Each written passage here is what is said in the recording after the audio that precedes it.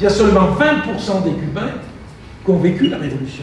Indéniablement, il y a un affaiblissement de l'attachement à la cause révolutionnaire.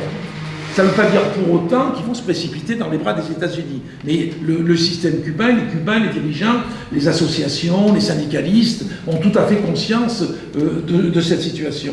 Et donc j'ai essayé d'expliquer dans le livre la réalité de ce blocus. Ça a des conséquences terribles sur la population.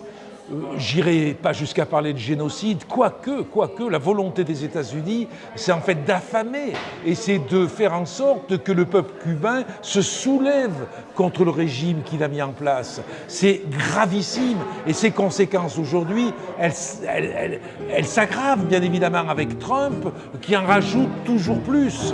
Adiós, adiós, lucero de mis noches. Dijo un soldado al pie de una ventana,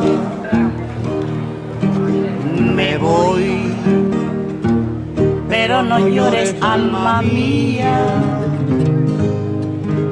que volveré. Cette réforme économique aujourd'hui, elle a souffert du changement de monnaie qui n'a pas forcément été bien géré ou qui est mal tombé. Elle a souffert du Covid. Et puis, en plus de ça, le départ massif de Cubains à l'étranger, aux États-Unis et ailleurs, fait que ceux qui aujourd'hui peuvent aller vers des entreprises indépendantes sont ceux qui reçoivent de l'argent de l'étranger, donc sont ceux qui justement sont de la famille des émigrants d'il y a plusieurs années. Donc il y a d'un côté ceux qui ont la possibilité de s'engouffrer dans cette réforme économique avec des effets qui peuvent être des effets pervers, et les autres qui sont dans la plus grande pauvreté.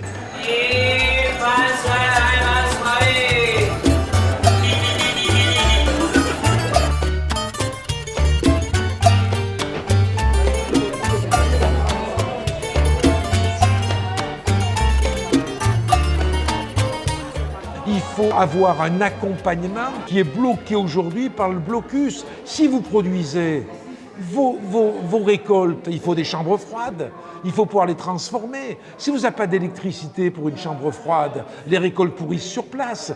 Les récoltes, il faut les transporter en ville. Si vous n'avez pas de carburant pour transporter les récoltes, eh ben, elles pourriront sur place et les habitants des villes auront faim.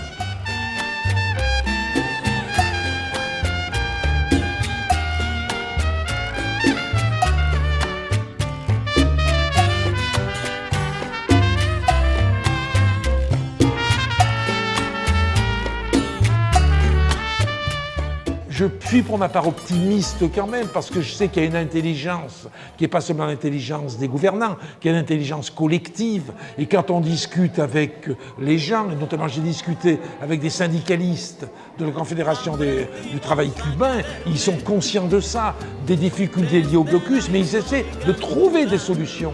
Et la difficulté qu'ils ont, c'est trouver des solutions sans que ça porte atteinte aux acquis de la révolution, notamment au niveau social.